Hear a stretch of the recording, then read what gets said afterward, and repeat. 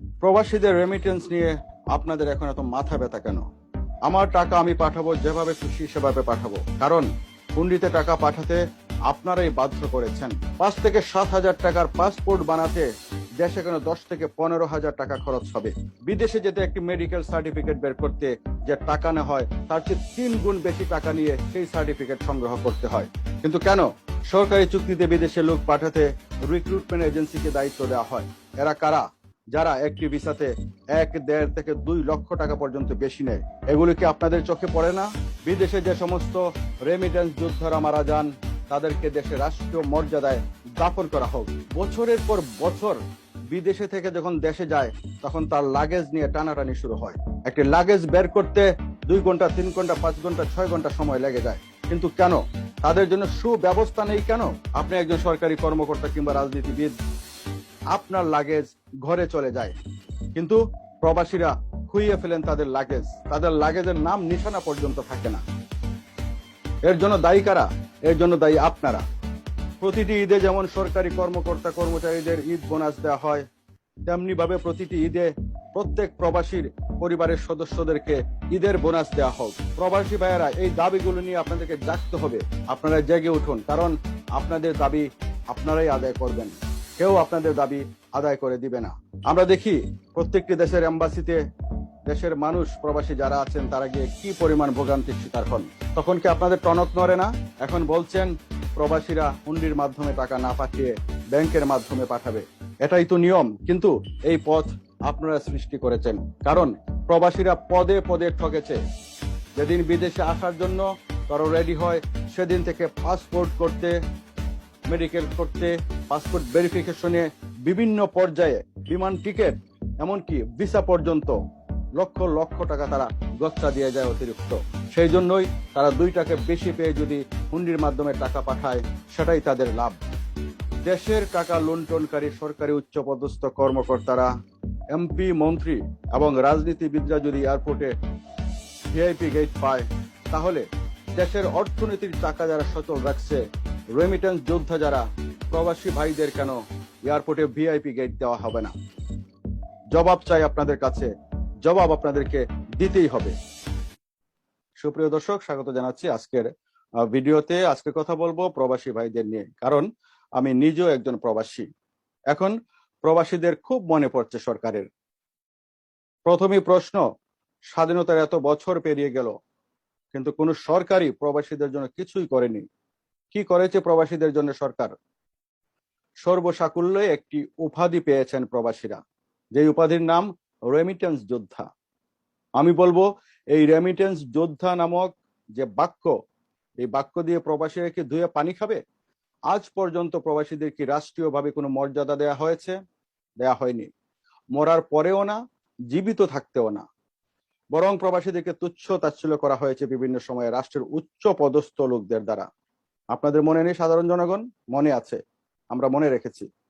প্রবাসীরা হুন্ডিতে টাকা পাঠায় কেন, এখন এমন প্রশ্ন এসেছে। সাজেশন করা হয়েছে হুন্ডিতে টাকা না পাঠিয়ে ব্যাংকের মাধ্যমে পাঠানোর জন্য। আসলে সেটাই তো সিস্টেম। ব্যাংকের মাধ্যমে পাঠালেই তো আমাদের জন্য ভালো, আমাদের দেশের জন্য ভালো, দেশের অর্থনীতির চাকার জন্য ভালো। কিন্তু প্রশ্ন আমার, যখন পাসপোর্ট করেছিল এই প্রবাসী, তখন হয়রানির শিকার হয়েছিল। বরং প্রবাসীদেরকে তুচ্ছ তাচ্ছিল্য করা হয়েছে বিভিন্ন সময়ে, রাষ্ট্রের উচ্চ পদস্থ লোকদের দ্বারাও তাচ্ছিল্য করা হয়েছে। এখন প্রশ্ন এসেছে, প্রবাসীরা হুন্ডিতে কেন টাকা পাঠান? হুন্ডিতে টাকা না পাঠিয়ে ব্যাংকের মাধ্যমে পাঠানোর জন্য। এটাই তো সিস্টেম, এটাই তো নিয়ম, আমরাও তো মানি। এভাবে পাঠালে আমাদের জন্য ভালো, দেশের জন্য ভালো। কিন্তু আপনাদেরকে মনে করিয়ে দিতে চাই, প্রশ্ন করতে চাই, পাসপোর্ট যখন করতে গিয়েছিল এই প্রবাসী, তখন দালালরা 5, 7, 10 হাজার টাকা বেশি নিয়েছিল। তখন কি আপনাদের চোখে পড়েনি? যখন প্রবাসীর এমবেসিতে গিয়ে অবহেলিত হয়, হয়রানির শিকার হয়, তখন কি আপনাদের মনে পড়ে না তাদের কথা? প্রবাসীরা যখন দেশে গিয়ে হামলা মামলার শিকার হয়, তখন কি আপনাদের দৃষ্টিগোচর হয় না? প্রবাসীদের জায়গা জমি যখন সন্ত্রাসীরা দখল করে, প্রভাবশালীরা দখল করে, তখন আপনারা দেখেন না?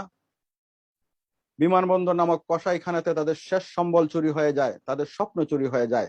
এত বছর দেশে থেকে আত্মীয় স্বজন, ভাই বোন, মা, স্ত্রী, সন্তানের জন্য কাপড় চোপড় নিয়ে যায়, অনেক কিছু নিয়ে যায়, সেগুলি চুরি হয়ে যায়, সোনা দানা চুরি হয়ে যায়। তখন আপনারা কোথায় থাকেন? এয়ারপোর্টে দুর্নীতি হয়, তাদের কাছ থেকে অতিরিক্ত টাকা নেয় অসাধু অফিসার যারা আছে তারা, তখন কি হয়? লাগেজ নিয়ে আরো হয়রানি হয়। একটা লাগেজ বের করতে 2, 3, 4, 5, 6 ঘন্টা সময় লেগে যায়। যে প্রবাসীরা দেশের অর্থনীতির চাকা সচল রাখে, সেই প্রবাসীদের কাছ থেকে চড়া দামে এয়ারলাইন্সের টিকিট বিক্রি করা হয়। আর সেই টাকা দিয়ে আপনারা নিজেরা মৌজ মাস্তি করেন, আপনাদের ছেলে মেয়েদেরকে বিদেশে লেখাপড়া করেন। আবার সেই ছেলে মেয়েদেরকে দেখার জন্য আপনারা বিদেশে যান ভিআইপি গেট দিয়ে। যে প্রবাসীদের টাকা দিয়ে রাষ্ট্রের টাকা লুটপাট করে বিদেশ ভ্রমণ করেন আর ভিআইপি গেট দিয়ে যাতায়াত করেন। আর সেই প্রবাসীরা বছরের পর বছর মাথার ঘাম পায়ে ফেলে 10 বছর, 15 বছর, 8 বছর পরে দেশে গিয়ে এয়ারপোর্ট দিয়ে সাধারণ গেট দিয়ে যায়। কেন তাদেরকে একটি ভিআইপি গেট দেওয়া যায় না? ঘৃণা চলে আসে তাদের, কারণ বাহিরে তো নিয়ম নীতি আছে। যখন এত বছর পরে যায়, এয়ারপোর্টের এই হয়রানি দেখে তারা অতিষ্ঠ হয়ে যায়, নিজের দেশের প্রতি ঘৃণা আসে। সেটা হবে কেন? প্রবাসীরা যখন মারা যায়, মারা গেলে তাদের লাশটা পর্যন্ত ঠিক মতো পরিবারের কাছে আসে না। যাদের স্বপ্ন পূরণ করতে গিয়ে অনেক প্রবাসীরা মারা যান, আত্মীয় স্বজনের স্বপ্ন পূরণ করতে গিয়ে, দেশের স্বপ্ন পূরণ করতে গিয়ে, কিন্তু রাষ্ট্রপক্ষ তাদের তেমন একটা দায় দায়িত্ব নেয় না। তাদেরকে দেশের মাটিতে রাষ্ট্রীয় মর্যাদায় দাফন করা উচিত। একজন প্রবাসী মারা গেলে তাদের ছেলে মেয়েদেরকে কোটা ভিত্তিক সরকারি চাকরি দেওয়া উচিত। দেয়া যায় না?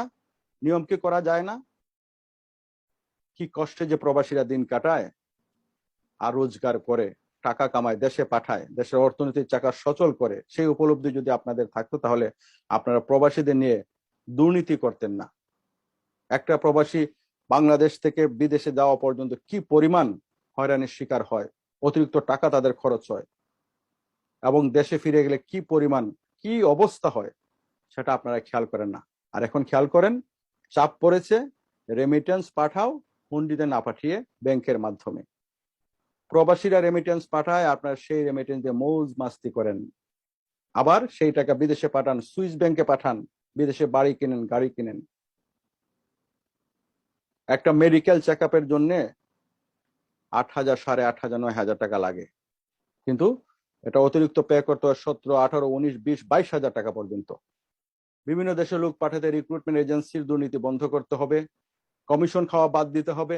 পাসপোর্ট বানাতে থানার ভেরিফিকেশন থেকে শুরু করে যে পরিমাণ হয়রানি হয়, অতিরিক্ত টাকা দিতে হয়, দালাল চক্র পড়ে, সেইগুলিকে বন্ধ করতে হবে। পাসপোর্ট অফিসের দুর্নীতি বন্ধ করতে হবে, এবং অন্যান্য সংশ্লিষ্ট যত অফিস আদালত আছে সবগুলির দুর্নীতি বন্ধ করতে হবে। প্রত্যেক প্রবাসীকে বিমানবন্দরে ভিআইপি মর্যাদা দিতে হবে। প্রবাসীদেরকে মাছের মতো ভাজা বন্ধ করে দেন। রেমিটেন্স যোদ্ধা নামক টাইটেলে সীমাবদ্ধ না রেখে তাদের সঠিক মর্যাদা দিন, যোদ্ধার মর্যাদা দিন। তারপর আশা করুন তারা সব টাকা ব্যাংকের মাধ্যমে পাঠাবে। আর প্রবাসী ভাই যারা আছেন তাদেরকে বলছি, আমি নিজেও একজন প্রবাসী। হয়তো আমি একটা ভালো দেশে থাকি, আপনি হয়তো একটা ভালো দেশে নেই, বা অন্য যারা ভালো দেশে থাকেন কেউ ভালো দেশে নেই, কিন্তু কষ্ট কিন্তু একই। কষ্ট করে পয়সা রোজগার করতে হয়, দেশে পাঠাতে হয়।